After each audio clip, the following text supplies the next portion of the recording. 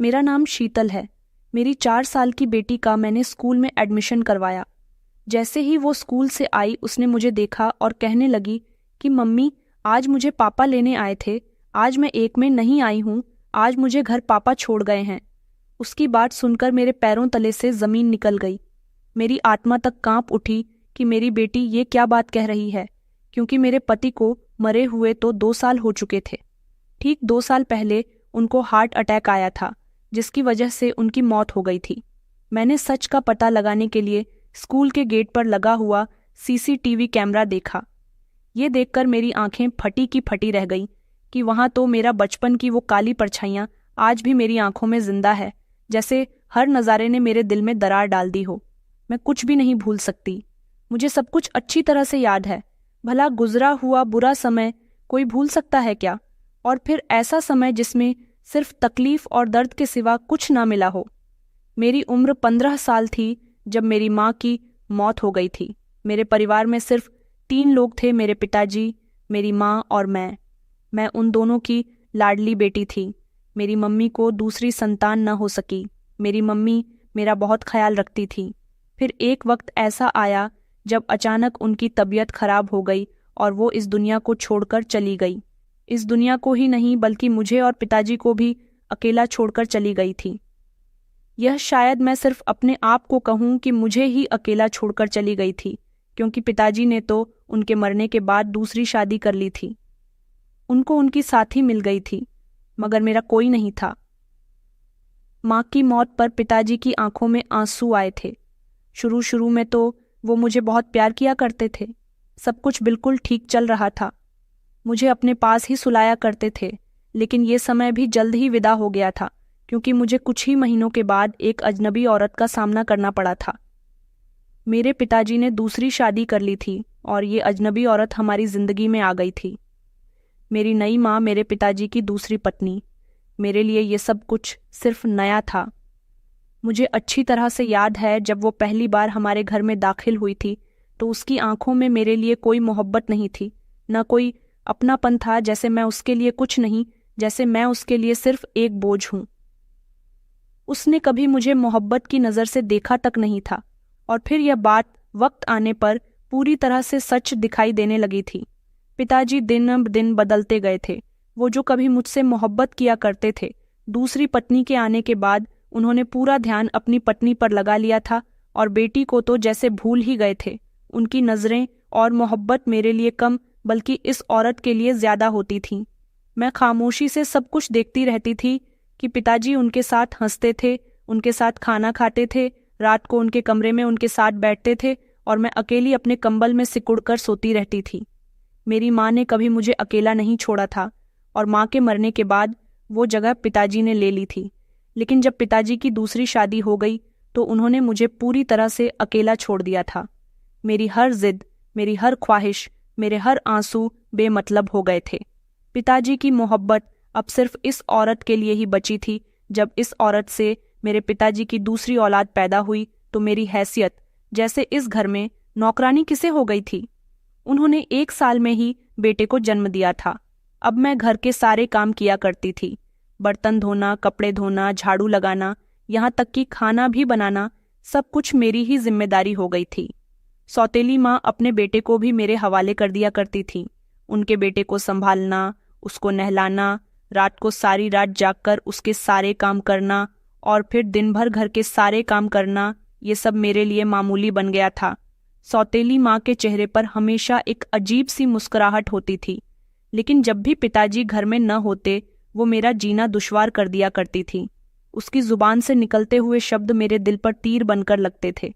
वो मुझसे कहती थी कि तू बड़ी बदनसीब है, अपनी माँ को खा गई। हम तो तुझ पर तरस खाकर तुझे पाल रहे हैं, वरना ऐसी लड़कियां गलियों में भटकती हैं। मैं छोटी सी कम उम्र की थी, कमजोर थी, लेकिन इन शब्दों को चुपचाप से सहती रहती थी। पिताजी के सामने एक बार मैंने सौतेली माँ की शिकायत करने की कोशिश की तो वो रोते हुए पिताजी के बराबर में बैठ गई और कहने लगी कि देखो, तुम्हारी बेटी मुझ पर इल्जाम लगा रही है। पिताजी ने भी मुझे अपने पास बुलाया। उन्होंने कहा कि बेटा, क्यों झूठ बोलती हो? सौतेली माँ कहने लगी कि हाँ, ये बहुत झूठ बोलती है, मुझ पर इल्जाम लगाती है। इसे काबू में रखना पड़ेगा और नकल को ये हमारा नाम बदनाम कर देगी। उनके ज्यादा रोने पर पिताजी ने मेरे गाल पर एक जोरदार थप्पड़ मार दिया था और कहते थे कि आइंदा कभी मेरे पास अपनी माँ की शिकायत लेकर मत आना। वो तेरे साथ कितना करती है, तेरा कितना ख्याल रखती है, तेरे सारे काम करती है, तुझे माँ बनकर पाल रही है, फिर भी तू उन पर ही इल्जाम लगा रही है। मेरे दिल में उस दिन से एक गहरा अफसोस पैदा हो गया था। स्कूल ही मेरा इकलौता सहारा था। वहीं मैं कुछ घंटे सुकून से सांस लेती थी। अपने जैसी लड़कियों को हंसता हुआ देखकर मेरा दिल जलता जरूर था, लेकिन मैं अपने दिल को तसल्ली दिया करती थी कि मैं भी कुछ बन जाऊंगी। एक दिन शायद मेरी भी जिंदगी बदल जाएगी, मगर वो दिन कभी नहीं आने दिया गया था। अब मेरी उम्र 17 साल हो गई थी। एक दिन स्कूल से वापसी पर कुछ लड़के रास्ता रोककर खड़े हो गए थे। गंदी और लड़ाई झगड़े की बातें करने लगे। मैंने आगे बढ़ने की कोशिश की तो उन्होंने मेरा रास्ता रोक दिया। मैं डर गई थी, कांप रही थी। पीछे मुड़कर भी कोई नजर नहीं आ रहा था। अचानक मुझे एक आवाज सुनाई दी, अरे वो इसको हाथ मत लगाना वरना तुम्हारा हाथ तोड़ दूंगा। यह रोहित था। उसने लड़कों को धक्का दिया और मेरे सामने आकर खड़ा हो गया था।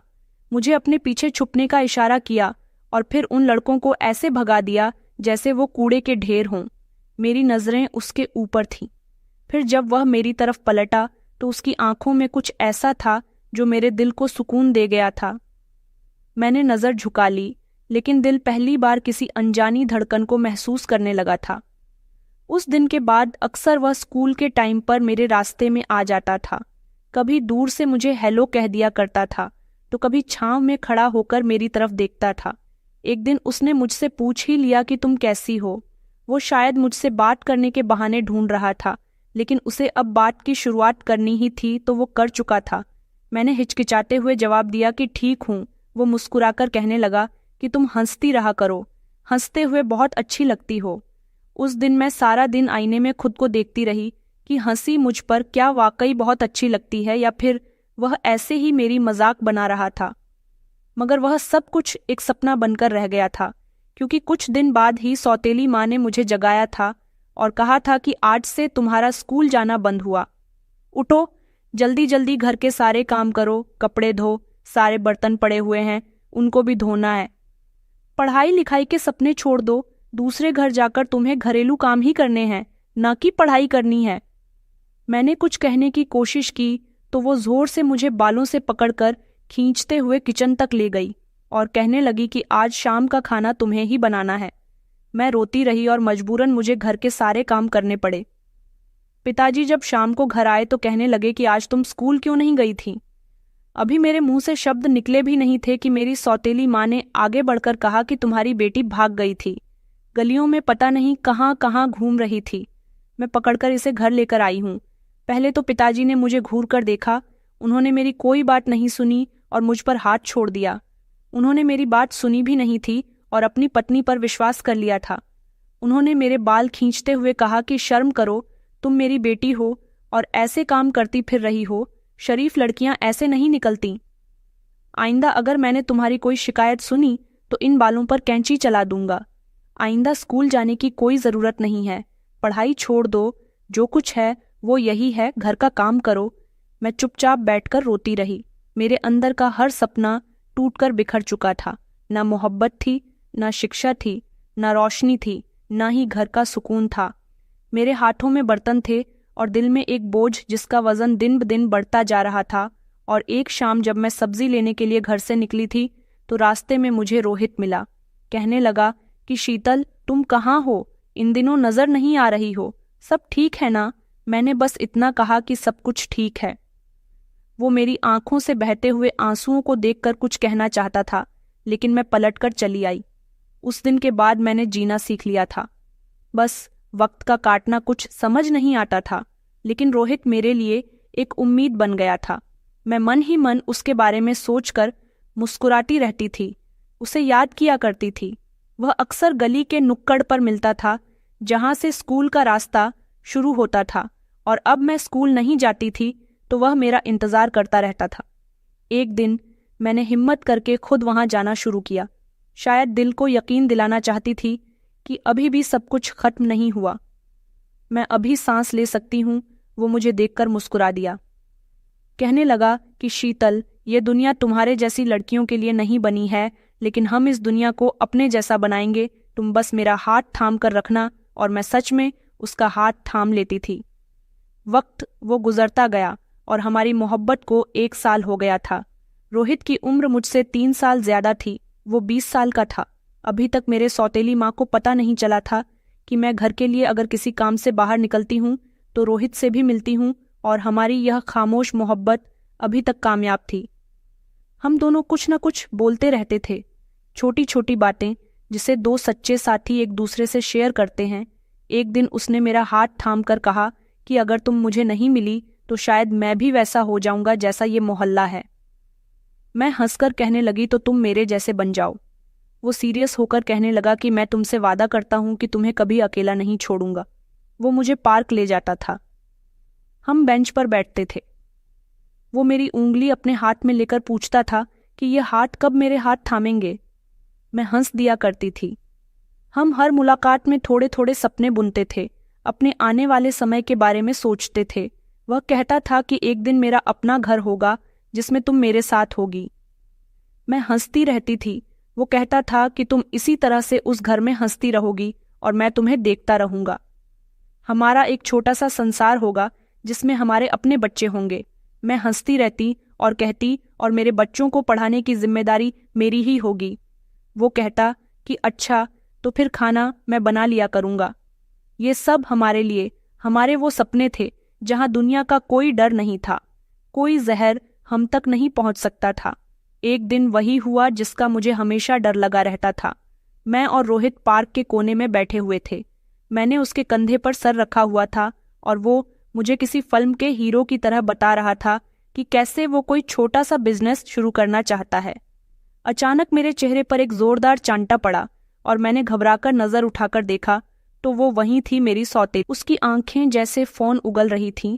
उसने मुझे बाजू से पकड़कर खींच लिया, इतना जोर से खींचा कि मैं जमीन पर गिर गई, और वो चीखने लगी कि हमने तेरी ये परवरिश की थी कि तू सड़कों पर बैठेगी और लड़कों के साथ आवारागर्दी करेगी।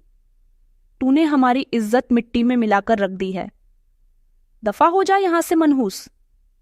रोहित ने आगे बढ़कर कुछ कहना चाहा तो मेरी सौतेली माँ ने उसे घूरकर देखा और कहा, तुम जैसे लफंगे लड़के ही ऐसी लड़कियों को बहकाते हैं। अब ये तुम्हारी है, ले जाओ इसे। हमने तो इसकी लाश को भी अपने घर की दहलीज पर नहीं आने देना। मेरे कानों में जैसे शीशा पिघलकर गिर रहा हो। मैं कांपते हुए कदमों से उनके साथ चल पड़ी थी और वो मुझे घसीटते हुए अपने साथ ले जा रही थी। रास्ते में जो जो मिला उसे आवाज देकर बताया कि देखो लोगों, हमारी इज्जत की दुश्मन देखो, गंदी नाली की पैदाइश, आवारा लड़की को देखो जिसे हमने छाव दी, जिसे सहारा दिया, जिसकी परवरिश की। अब ये हमारी बदनामी बन गई है। घर पहुंचकर उन्होंने दरवाजा बंद कर दिया और मुझे धक्का देकर अंदर फेंक दिया। पिताजी सामने सोफे पर बैठे हुए थे। सौतेली माँ कहने लगी कि बधाई हो आपको, आपकी लाडली बेटी बाहर लड़कों के साथ गुलछर्रे उड़ा रही थी। हम ही गलत थे जो हमने इसे घर में रखा। अब या तो इसे निकाल दो या हमें। पिताजी ने बिना कुछ कहे मुझे अपना चप्पल फेंक कर मारा था। फिर वो जोर से चिल्लाने लगे कि निकल जा मेरे घर से। उन्होंने कहा कि तू तो वो निकली जिसके बारे में मैंने सोचा भी नहीं था। मेरी नाक कटवा कर रख दी है। तूने निकल जा यहाँ से। मैं तेरी शक्ल भी अब नहीं देखना चाहता। मैं जमीन पर बैठी रोती रही। सौतेली माँ मेरी छोटी पकड़कर कहने लगी कि अब बता कहाँ कहाँ जाती रही है और किस किस से मिलती रही है। हमेशा पता तो चले। मैं चीखती रही, मैंने कुछ नहीं किया, मैं सिर्फ उसके साथ बातें करती थी। वो हंसकर कहने लगी कि अच्छा, तो तेरी रोज बातें होती थीं। पार्कों में लड़कों के कंधे पर सर रखकर हो रही है। लोग सही कहते हैं कि माँ नहीं होती तो बेटी बेलगाम हो जाती है। मैं रो रही थी और मेरी आंखों के सामने रोहित और उसकी माँ हमारे घर के आंगन में खड़े हुए थे। उन्हें देखकर मेरी सांसें जैसे रुक गई थीं। मैं भागकर छत पर चली गई। सौतेली माँ ने एक नज़र उन दोनों पर डाली और मुंह बनाते हुए कहने लगी, हाँ तू बहन, सब खैर है। आज हमारी दहलीज कैसे याद आ गई। रोहित की माँ ने धीरे से कहा कि बहन, मैं रोहित की माँ हूँ, ये मेरा बेटा है। रोहित, मैं इसका रिश्ता तुम्हारी बेटी के लिए लेकर आई हूँ। अगर ठीक समझो तो बात आगे बढ़ाते हैं। मैं खुश थी कि रोहित ने हिम्मत दिखाई और वह फौरन ही अपनी माँ के साथ मेरे घर रिश्ता लेकर आ गया था। अभी रोहित की माँ के शब्द पूरे नहीं हुए थे कि मेरी सौतेली माँ हंसने लगी। ओहो, कमाल की बात है, रिश्ता वो भी ये सावारा लड़की के साथ जिसे हमने कितनी बार पार्क में रंगे हाथों पकड़ा है। रोहित की माँ के माथे पर बल आ गए थे। उन्होंने कहा कि बहन, तुम बात को गलत समझ रही हो। मेरे बेटे की नीयत साफ है। उसने मुझे सब कुछ बता दिया। उसने मुझसे खुद कहा है कि वो शीतल के साथ इज्जत से रहना चाहता है, उसे अपनाना चाहता है। सौतेली माँ के शब्द बहुत कड़वे थे। आगे उन्होंने कहा कि देखो, हम शरीफ लोग हैं। तुम्हारा बेटा तो हर रोज हमारे घर के दरवाजे के बाहर मंडराता रहता है। रोहित ने नजर उठाकर देखा और कहा कि आंटी, मैं शीतल से मोहब्बत करता हूँ। हम दोनों एक दूसरे से राजी हैं, बस आपकी मर्जी चाहिए। सुतेली माँ ने फौरन झटक कर कहा कि बकवास बंद करो अपनी। तुम जैसे लड़के मोहब्बत नहीं करते, लड़कियों को बहकाते हो, उनकी मासूमियत का फायदा उठाते हो। शीतल तो भोली है, तुमने उसे अपने जाल में फंसाया। रोहित की माँ ने फिर से एक बार नरम शब्दों में कहा कि बहन जी, हमारी नीयत बुरी होती तो हम रिश्ता लेकर नहीं आते। तभी पिताजी की आवाज गूंजी। उन्होंने कहा कि बस बहुत हो गया, बहुत सुन लिया, निकल जाओ मेरे घर से। मैं अपनी बेटी की शादी किसी आवारा लड़के के साथ नहीं करवाऊंगा। मैं जो छत पर खड़ी हुई थी, मेरे हाथ कांपने लगे, दिल जैसे धड़कना भूल गया था। सौतेली माँ की आवाज फिर से गूंजने लगी। उन्होंने कहा, और सुनो, अगर दोबारा इस लड़के का साया भी शीतल पर पड़ा तो हम इसे पुलिस के हवाले कर देंगे। रोहित ने मेरी तरफ एक नजर डाली। मेरी आंखों में आंसू भरे हुए थे। वह खुद पर कंट्रोल करके खड़ा रहा, नजर झुकाकर, और अपनी माँ का हाथ थामकर दरवाजे की तरफ चल दिया। मैं नीचे नहीं आ सकी। कदम जैसे जमीन से चिपक गए थे। पिताजी का गुस्सा आसमान को छू रहा था। वो अंदर आते ही दहाड़े, शीतल, बदतमीज लड़की, कहाँ है तू, निकल बाहर। मैं जैसे होश में आई थी और दौड़कर नीचे पहुंची। मेरे कदम कांपने लगे थे, लेकिन चेहरे पर साफ था कि मैंने कोई गलती नहीं की। मैंने कहा, पिताजी, आप मेरी बात तो सुनो, मैंने कुछ गलत नहीं किया। उन्होंने मुझे देखते ही जोर से थप्पड़ मार दिया, जिसकी गूंज बहुत तेज थी। मेरी सौतेली माँ कहने लगी कि तूने हमारी इज्जत को मिट्टी में मिला दिया, मोहल्ले में हमारा सर झुका दिया। क्या कमी थी तुझे जो लड़कों के साथ घूमती फिर रही है। मैंने आंखों में आंसू ली। कहा कि पिताजी, वो रोहित है, उसने रिश्ता भेजा था, इज्जत से मेरा हाथ मांगने आया था। तभी सौतेली माँ फौरन से चीखने लगी, इज्जत से? ओहो शीतल, हद होती है बेशर्मी की भी। सबके सामने रुसवा करके अब कहती है कि वो इज्जत से आया था। आज जब मैंने तुम दोनों को पार्क में बैठा हुआ देखा था तो मैं बता नहीं सकती, मुझे तो शर्म आती है। ये उसकी बाहों में लिपटी हुई थी। अरे, ये दिन देखने से पहले मैं मर क्यों नहीं गई। उस दिन पिताजी ने फिर से कुर्सी पर जोर से हाथ मारा। अभी मैं कुछ कहने ही वाली थी कि उन्होंने मुझे रोक दिया और कहने लगे कि अब मैं तुम्हारे मुंह से एक शब्द भी नहीं। आज के बाद वो लड़का इस घर के आसपास भी आया तो याद रखना, मैं तुम्हें जान से मार डालूंगा। मेरे कानों में सिर्फ एक शब्द गूंज रहा था कि तूने मेरी इज्जत मिट्टी में मिला दी। मैं खामोश खड़ी रही थी। अंदर से चीखना चाहती थी, सब कुछ कहना चाहती थी, मगर जुबान बंद हो गई थी, बस आंखें बरसने लगी थीं। सौतेली माँ ने अगले ही दिन रिश्ते वाली औरत को बुलाया था और ऊंची आवाज में कहा था कि जैसा भी हो, आज ही इसका रिश्ता पक्का करवाओ। काला कलूटा, लंगड़ा लूला हो या बूढ़ा हो, जवान हो, जो भी मिले चलेगा। मुझे इसके नखरे और बर्दाश्त नहीं करने। इसने हमारी नाक कटवा दी है। मैं अब इसे अपने घर में ज्यादा दिन बर्दाश्त नहीं कर सकती। रिश्ते वाली ने मेरी तरफ देखा और कहने लगी कि लड़की तो शक्ल से सीधी लग रही है। सौतेली माँ ने नाक चढ़ाते हुए कहा कि लड़कों के साथ पार्क में घूमने वाली कोई सीधी लग सकती है, समझी तुम। इसकी जुबान खामोश है, मगर आंखें और हरकतें सब बोलती हैं। मैं सिर झुकाकर बैठी रही थी, जैसे मेरा वजूद ही मेरे खिलाफ गवाह बन गया हो। 2 दिन के बाद एक औरत और एक मर्द हमारे घर पर आए।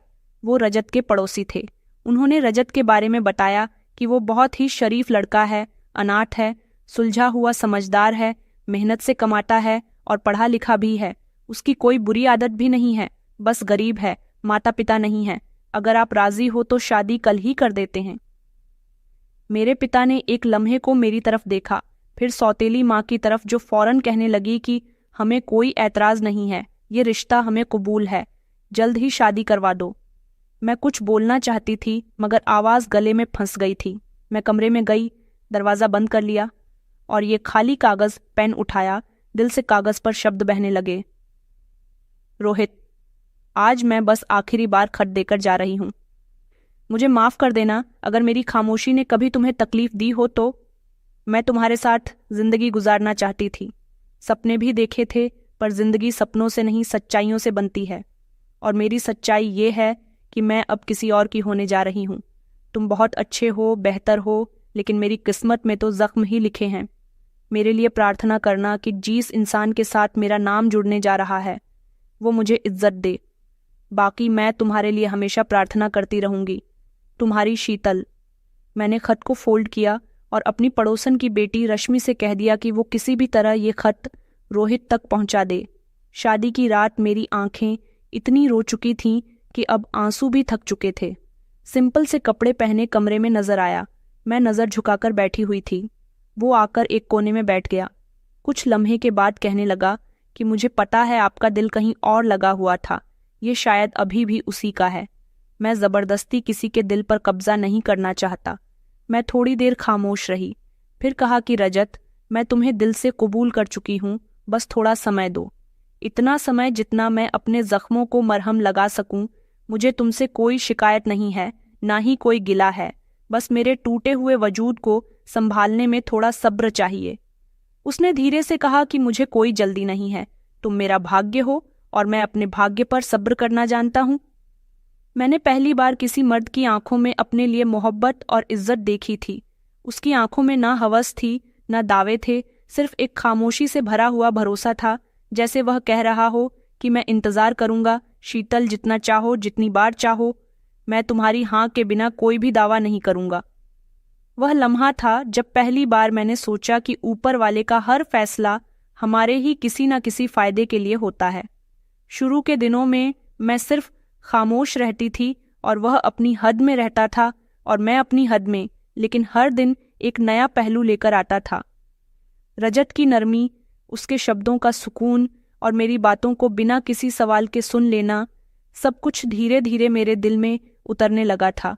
एक रात मैंने उसे खाने के बाद चाय का कप पकड़ाते हुए पूछा कि रजत, कभी तुम्हें यह महसूस हुआ है कि तुम अकेले हो? उसने हल्की सी मुस्कुराहट के साथ मेरी तरफ देखा और कहने लगा कि अकेला तो तब महसूस होता है जब जवाब के आसपास आवाजें हों मगर दिल में खामोशी हो। मैं तो हमेशा ही खामोशी में पला हूं। मैंने हैरानी से पूछा, खामोशी में कैसे? वो कहने लगा कि मैं एक अनाथ आश्रम में पला बढ़ा हूं। माता पिता का चेहरा तक मुझे याद नहीं। जब मैं 5 साल का था मुझे अनाथ आश्रम के दरवाजे पर छोड़ दिया गया था।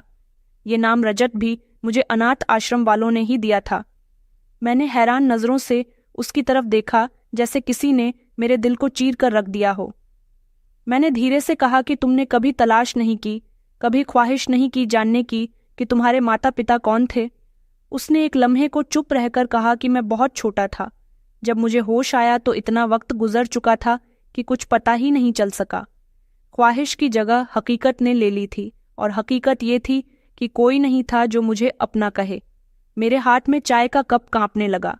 मैंने नजर नीचे करके बस इतना कहा कि मैं तुम्हारे बारे में बहुत कम जानती हूँ, लेकिन जो आज जाना है वो मेरी नज़र में बहुत बड़ी जगह कर गया है। उसने मेरी तरफ नज़र झुका ली और नरमी से कहा, मैं बड़ा नहीं शीतल, बस जितना दुख सहता गया उतना खामोश होता गया। हताश्रम की छत नीले रंग की थी, लेकिन नीले आसमान की तरह बेकिनारा भी लगती थी और बेरहम भी। वहां दोस्त थे मगर हर चेहरा मामूली सा और हंसी मामूली सी, हर दिल में चाहत। मैंने कभी किसी से कोई उम्मीद नहीं बांधी थी, क्योंकि जिनके साए बचपन में छिन जाते हैं वो फिर धूप से दोस्ती कर लेते हैं। मैंने पहली बार उसकी आंखों में आंसू देखे थे, वो आंसू जो रुके रुके से थे मगर बेआवाज तूफान की तरह बहने को। मैंने अपना हाथ उसके हाथ पर रखा और कहा कि अब तुम अकेले नहीं हो, मैं तुम्हारे साथ हूँ। मैं तुम्हें वो इज्जत व मोहब्बत दूंगी, इसके बारे में तुमने सिर्फ सोचा होगा। उसने धीरे से मेरा हाथ थाम कर कहा कि यही भरोसा मेरी सबसे बड़ी दौलत है।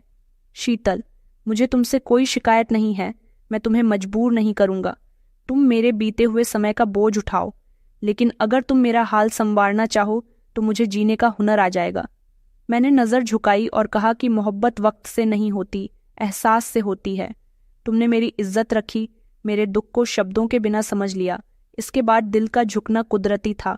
मैं तुमसे वफा करना चाहती हूँ, तुम्हारी जिंदगी को मोहब्बत से भर देना चाहती हूँ और तुम्हारे लिए प्रार्थना बनकर जीना चाहती हूँ। उसी लम्हे मैंने कोई कसम नहीं खाई, कोई दावा नहीं किया। बस दिलों ने एक्सेप्ट कर लिया कि रिश्ता अब सिर्फ रिश्ते का नाम नहीं बल्कि एक नए सफ़र की शुरुआत है, जिसमें मोहब्बत, भरोसा और दो टूटे हुए दिलों को जोड़ने की तमन्ना शामिल है। हमारी मोहब्बत कब बढ़ती गई कुछ पता ही नहीं चला। जैसे हर एहसास बेआवाज़ हो, वादे बोल लिए हों, हर रात नींद से पहले की वो बातें, वो माथे पर छाए हुए सुकून और सुबह जागते ही आंखों में चमकती हुई अपनी झलक, सब कुछ इतना नरम, इतना पूरा लगने लगा था कि जैसे जिंदगी अब इसी दायरे में ठहर गई हो। और फिर अगले ही महीने वो खुशी आई जिसने मेरे अंदर नई जिंदगी की महक डाल दी थी। मैं प्रेग्नेंट थी। ये खबर जैसे ही मेरे अंदर एक सन्नाटे को खुशियों से भर गई थी। रजत ने सुना तो वो लम्हे भर को खामोश रहा और फिर मेरी गोद में सिर रखकर बस इतना कहा। मेरे अंदर तो जैसे सांसें रुक गई थीं, खुशी से, डर से, यकीन से। उसने कहा कि शीतल, मैं अब सिर्फ तुमसे नहीं तुम दोनों से प्यार करता हूं। उन दिनों वो मुझे कहीं नहीं जाने देता था। काम पर भी जाता था तो बार बार फोन करके पूछता रहता था कि कुछ खाया या नहीं, सांस तो सही से आ रही है ना। मैं हंसती थी तो वो कहता था कि मेरा बेटा हंसने वाली माँ से जन्म लेगा, रोने वाली माँ से नहीं। मैं कहती थी बेटी होगी या बेटा। वह हंसता था और कहता था कि जो भी होगा तुम पर ही जाना चाहिए क्योंकि तुम उसकी माँ हो, बस यही मेरे गर्व के लिए काफ़ी है। 9वें महीने में जब मुझे अस्पताल ले जाया गया तो वह मेरे साथ बैठा रहा, मेरी उंगलियां थामे बार बार मेरे लिए प्रार्थना करता रहा। कहने लगा कि पता है शीतल, आज पहली बार डर लग रहा है। ऐसा लगा जैसे कुछ खो न दूं। तुम दोनों की सलामती के लिए प्रार्थना कर रहा हूं, बस तुम सलामत रहना। और फिर वो लम्हा आ गया जब मेरी बेटी मेरी छाती से लगकर सांस ले रही थी और रजत की आंखों से लगातार आंसू बह रहे थे। उसने मेरे माथे को चूम कर कहा कि ये लम्हा बहुत ही यादगार है, मैं इसे हमेशा याद रखूंगा शीतल। मुझे लगता है कि मैं आज पूरा हो गया हूँ। सब कुछ ठीक था। जिंदगी एक मोहब्बत भरे दायरे में घूम रही थी और उस दायरे में हम दोनों के सपने भी थे। फिर अचानक एक रात उसके सीने में दर्द उठा। उसने सीने पर हाथ रखकर कहा कि शीतल, दिल में जैसे कुछ चुभ रहा है। अंदर यह सुनकर मेरे होश उड़ गए। मैं उसको फौरन अस्पताल लेकर गई। सारे रास्ते वो मेरा हाथ थाम कर कहता रहा कि मेरी बेटी का ख्याल रखना शीतल, वो तुम्हारी तरह मजबूत बने, तुम्हारी तरह आंखों में दुनिया समेटे, मेरा इंतजार मत करना। मैं रोती रही, चीखती रही, लेकिन उसका हाथ हथेली से फिसल गया और फिर एक ऐसी खामोशी छा गई जो मेरे वजूद में उतर गई थी, जो शायद सारी जिंदगी खत्म ना हो सकेगी। अस्पताल के सफेद बिस्तर पर उसका वजूद बेजान पड़ा हुआ था, मगर उसकी गिरफ्त मेरे दिल पर अभी भी वैसी ही सख्त थी। कुछ ही दिन गुजरे थे, अभी मेरे आंसू सूखे भी नहीं थे कि फोन बजा और सौतेली माँ की आवाज़ सुनाई दी। उन्होंने कहा कि सुना है तेरा पति मर गया, अब यहाँ वापस आने के सपने मत देखना, हमने तुझे विदा करके अपना फर्ज पूरा कर दिया था। अब तू जाने और तेरी औलाद, हमें अपना मुंह मत दिखाना। मैं खामोश रही और दिल में सोचा कि मैं वापस क्यों जाऊंगी, वहाँ मेरे लिए बचा ही क्या है, जहाँ सिर्फ मेरे लिए इल्ज़ाम ही इल्ज़ाम है और कुछ भी नहीं। मैं अपनी बेटी को सीने से लगाकर सोचती रही कि अब जिंदगी मुझे कहाँ ले जाएगी, लेकिन इतना तय था कि मैं रजत की बेटी को औरत बनाऊंगी, जो किसी के सामने झुककर नहीं, आंख में आंख डालकर बात करेगी। एक बेटी को सीने से लगाए मैं अपनी आंखों के सामने अपनी दुनिया को बिखरते हुए देखती रही। शुरू के दिनों में कुछ भी नहीं समझ आता था, न खाने की फिक्र होती थी न पहनने की। बस अपनी बेटी नेहा को गोद में लेकर रजत की आखिरी बातें करती रहती थी कि मेरी बेटी तुम्हारी तरह मजबूत बने। मैं खुद से बार बार कहती थी कि अब मेरी बेटी कमज़ोर नहीं पड़ सकती। शीतल, ये बच्ची तुम्हें टूटते हुए नहीं देख सकती। फिर समय के साथ मैंने खुद को संभाल लिया था, कपड़े को धोने शुरू कर दिए थे, खाना बनाना भी शुरू कर दिया था। बेटी गोद में होती थी और दिल में दर्द लेकर मैंने हर दरवाज़ा खटखटाया और लोगों से सीखा। पुरानी सिलाई मशीन खरीदी और मोहल्ले की औरतों से कहा कि अपने बच्चों के कपड़े मेरे पास सिलवा लिया करो, मैं कम पैसे ले लूँगी और काम भी अच्छा करूँगी। शुरू में 1-2 औरतें आईं, किसी ने दुपट्टा दिया, किसी ने साड़ी का पेटीकोट सिलने के लिए दिया, तो किसी ने ब्लाउज कहा कि शीतल बहन, आपकी सिलाई बड़ी साफ है। मैं खामोशी से काम करती थी। वक्त का पहिया इसी तरह से चल रहा था। दिन रात सिलाई की। मुझे तो मौसम का भी पता नहीं चलता था। बस मशीन की सुई में उलझे हुए सपनों के साथ 4 साल बीत गए थे।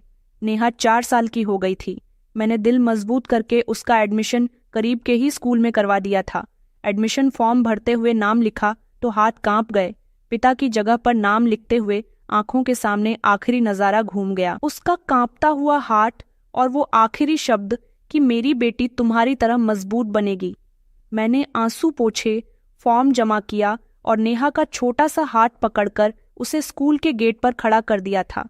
वह मेरी तरफ देखकर कहने लगी कि मम्मी, मैं रोज स्कूल जाऊंगी ना? मैंने गर्दन हिलाई और कहा कि हाँ बेटी, तुम रोज स्कूल जाओगी, पढ़ोगी, आगे बढ़ोगी। उसने कहा, फिर मैं भी आप जैसी बड़ी होकर काम करूंगी। मैंने उसे प्यार किया और कहा कि नहीं बेटी, तुम अपनी माँ जैसी नहीं बनोगी, बल्कि तुम तो मुझसे भी बेहतर बनोगी। तुम्हारे लिए सिलाई मशीन नहीं बनी, बल्कि तुम्हें तो कलम उठानी है और शिक्षा का लिबास पहनना है। स्कूल के पहले दिन में दरवाजे के बाहर खड़ी रही। जब तक उसका आखिरी पीरियड खत्म नहीं हुआ, वो बाहर आई तो खुशी से चहक रही थी। कहने लगी, मम्मी, आज टीचर ने मुझे स्टार दिया है और कहा कि नेहा बहुत ही होशियार लड़की है। मैंने दिल ही दिल में कहा कि बेटी, होशियार तो तुम पैदा होने के बाद ही हो गई थी, जब तुमने अपनी मम्मी के वजूद को फिर से जीने का हुनर दिया था। रात को वो किताबें खोलकर कहती थी कि मम्मी मुझे ये पढ़ाओ ना। मैं थके हुए हाथों से भी उसकी आवाज़ पर जिंदा हो जाती थी। फिर हर सुबह का रूटीन बन गया था। मैं उसे तैयार करती थी, खुद मशीन पर बैठ जाती थी, वो स्कूल जाती थी और वापस आकर मुझे दिन भर की कहानी सुनाया करती थी। उस दिन नेहा स्कूल से घर लौटी तो चेहरे पर अजीब सी मुस्कुराहट थी। शूज उतारकर शरारती अंदाज में आकर मेरे करीब बैठ गई। मैंने मशीन बंद की और पूछा कि क्या बात है, आज मेरी बेटी इतने खुश क्यों है? उसने धीरे से कहा कि मम्मी, आपको पता है आज मुझसे पापा मिलने के लिए आए थे। मेरे हाथ से धागे की नलकी गिर गई। दिल की धड़कन एक लम्हे को जैसे रुक गई थी। मैंने घबराकर कहा, क्या कहा तुमने? उसने कहा कि हाँ हाँ, पापा आए थे। उसने मासूम शब्द में जवाब दिया। पापा स्कूल के गेट के पास खड़े थे। मैं छुट्टी के समय बाहर निकली तो मुझे आवाज़ देकर कहने लगे, नेहा बेटा। और फिर मेरे पास आकर कहने लगे कि मैं बहुत बड़ी हो गई हूँ और पूछने लगे कि मुझे ड्राइंग करना आता है क्या। मैंने कहा कि नहीं, मुझे तो नहीं आता। उन्होंने कहा कि वो मुझे सिखा देंगे। मैंने कहा मम्मी नाराज़ होंगी, तो उन्होंने कहा कि नहीं बेटा, मम्मी को मत बताना, ये हमारे बीच का सीक्रेट है। बेटी की बात सुनकर मैंने झटके से उसके बाजू को थाम लिया था। मैंने कहा, नेहा, उसने तुम्हें हाथ तो नहीं लगाया ना बेटा? वो हंसने लगी और कहने लगी कि नहीं मम्मी, उन्होंने तो सिर्फ बात की थी और थोड़ी देर बात करके फिर वो चले गए थे। मैं बहुत परेशान हो गई थी। सारा दिन बेचैन रही। अगली सुबह मैं नेहा के साथ उसकी स्कूल गई। स्कूल के गेट पर खड़े चौकीदार से पूछा कि यहाँ कोई अनजान आदमी आता है क्या जो बच्ची से बात करता है? उसने कहा कि नहीं मैडम, ऐसा तो कोई नहीं आता। सारे ही बच्चों के पेरेंट्स उन्हें लेने के लिए आते हैं। आप किसकी बात कर रही हो? मैंने उसको कोई जवाब नहीं दिया और सीधे स्कूल के अंदर प्रिंसिपल के कमरे में पहुंच गई। दरवाज़ा खोलकर कहा कि मैडम, मैं नेहा की माँ हूँ, आपसे एक बहुत ज़रूरी बात करनी है। क्या आप मुझे सीसीटीवी फुटेज चेक करवा सकती हैं? स्कूल के गेट की तरफ की। उन्होंने मुझे हैरानी से देखा और पूछने लगी कि क्या हुआ है मैडम, क्या हम आपकी परेशानी के बारे में जान सकते हैं? मैंने गहरी सांस ली और कहा कि बेटी कह रही है कि उसके मरे हुए पिता यहाँ आते हैं उससे मिलने के लिए। प्रिंसिपल ने चौंक कर मेरी तरफ देखा और कहने लगी कि मरे हुए पिता?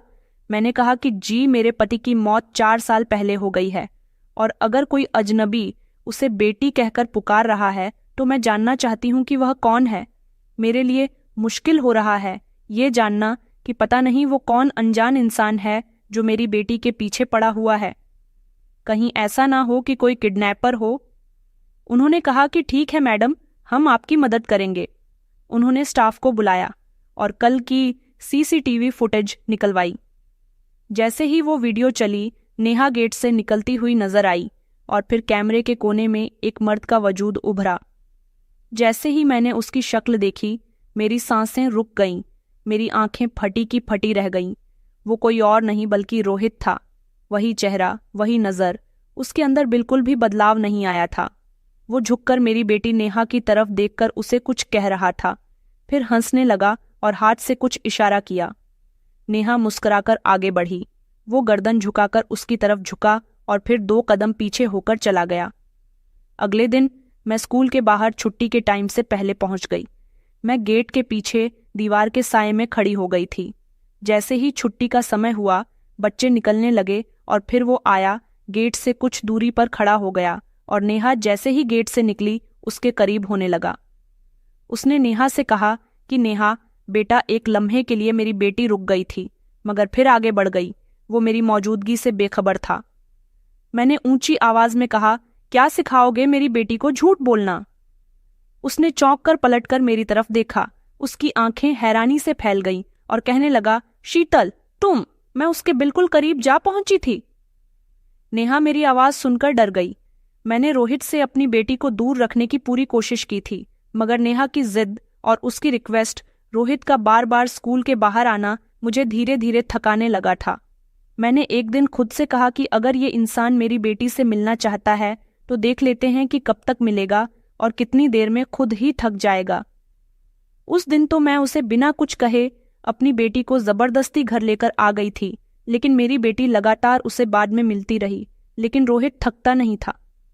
वो रोज स्कूल आया करता था, कभी नेहा के लिए कलर्स लेकर, तो कभी उसके लिए चॉकलेट्स और टॉयज लेकर, तो कभी उसकी पसंद की बुक्स लेकर आता था। नेहा तो ऐसे खुश जैसे कई सालों बाद उसने अपनी किसी पहचान को पा लिया हो।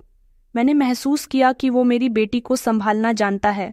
वो उसके मासूम सवालों का तसल्ली और प्यार से जवाब दिया करता था, उसके बिहेवियर को समझता। और एक दिन नेहा ने कहा कि मम्मी पापा कहते हैं कि अगर आप इजाज़त दो तो वो हमें आइसक्रीम खिलाने के लिए ले जाए। मैंने एक लम्हे को अपनी बेटी की आंखों में देखा। वो बहुत ही खुश थी। रोहित के साथ उसे बहुत अच्छा लगता था और वो आइसक्रीम खाने जाने के लिए सवाल नहीं कर रही थी, बल्कि रिक्वेस्ट कर रही थी। मैंने अपनी बेटी की मासूम खुशी को देखकर हाँ कह दी थी और हम तीनों एक पार्क के एक कोने में बेंच पर बैठे हुए थे। नेहा के हाथ में उसकी फेवरेट फ्लेवर की आइसक्रीम थी और वो उसे मज़े से खाते हुए गिरा रही थी। रोहित ने टिश्यू निकालकर उसके हाथ साफ किए और फिर मेरी तरफ देखने लगा। वो नज़रें जिसमें कोई दावा नहीं था, बस एक सवाल था। मैंने अपना चेहरा फेर लिया था। तब उसने धीरे से कहा कि शीतल, मुझे तुमसे बात करनी है। मैंने कहा, नेहा के सामने कुछ ऐसा मत कहना जो उसे उलझा दे। उसने गर्दन झुकाई और कहने लगा कि मैं तुम्हारे पति के अंतिम संस्कार में आया था, पीछे खड़ा हुआ था, मगर आगे आने की हिम्मत नहीं हुई। बस दूर से ही देखा था तुम्हारे चेहरे को, तुम्हारे चेहरे पर वो सुकून जिसे तुमने बहुत कुछ सहकर आखिरकार पा लिया हो। मैं खुद को तुम्हारा पति नहीं बना सका, तुम्हारी जिंदगी में शामिल नहीं हो सका।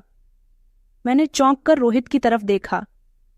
मैंने कहा, क्या तुम्हें आइडिया है कि तुम्हारा इस तरह से दोबारा आ जाना मेरी जिंदगी को किस उलझन में डाल रहा है? नेहा तुम्हें पिता कहने लगी है और मैं नहीं जानती कि तुम कब चले जाओगे। उसने फौरन कहा कि मैं जाने के लिए नहीं आया हूं शीतल, मैं अब हमेशा तुम्हारे साथ रहना चाहता हूं, तुम्हारा और तुम्हारी बेटी का ख्याल रखना चाहता हूं, सिर्फ नेहा के लिए, तुम्हारे लिए और अपनी मोहब्बत के लिए भी। मैंने हंसकर कहा, तुम्हें हक ही कब था? मेरे लिए कुछ भी होने का मुझे तुम्हारी जिंदगी से दूर कर दिया गया था। वो कहने लगा, लेकिन अब समय बहुत बदल गया है। तब मैं कमजोर था, बुज़दिल था, दुनिया के डर से डर गया था, मगर अब कुछ भी खोने से नहीं डरता हूं। नेहा ने बीच में पूछा, मम्मी क्या हम रोज पापा के साथ पार्क जा सकते हैं? मेरी बेटी उसे हर बार पापा ही कहती थी, क्योंकि रोहित ने उसे कहा था कि मुझे पापा कहाँ करो, इसलिए तो उसे अंकल नहीं कह रही थी, बल्कि वो पापा ही कह रही थी। रोहित ने नेहा से हंसकर कहा कि बेटा, मैं तुम्हारा पापा ही हूँ। मुझे बहुत अच्छा लगता है जब तुम मुझे पापा कहती हो। मैंने फौरन कहा कि बेटा, ये सब इतना आसान नहीं होता। हर बात की एक हद होती है, एक समय होता है, एक सच्चाई होती है जिसे नज़रअंदाज नहीं किया जा सकता। रोहित ने मेरी बात काटते हुए कहा कि क्या सच्चाई है ये कि हम दोनों ने गलतियां की थीं, तुमने शायद ज्यादा बर्दाश्त किया था, मगर अब मैं हमेशा ठहरने का इरादा लेकर आया हूँ।